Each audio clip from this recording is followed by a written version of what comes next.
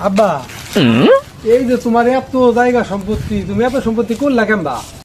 গেদা, এই সম্পত্তি আমার না, এই সম্পত্তি ছিল আমার দাদার। আমার দাদা মারা গেছে, আমার বাপে মালিক হয়েছে। আমার বাবা মারা গেছে, আমি মালিক হয়েছি। আমি মারা গেলে তুই মালিক হবি। ও, কইলা তো এই কথা আগে।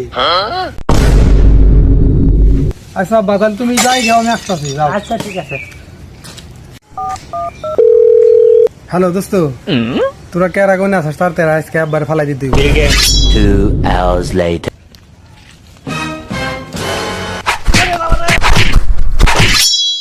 A few moments later.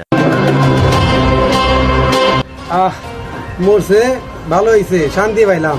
এখন এই সব সম্পত্তি আমার। এখন আগামী সপ্তাহে বিয়ে করুন 4-5টা।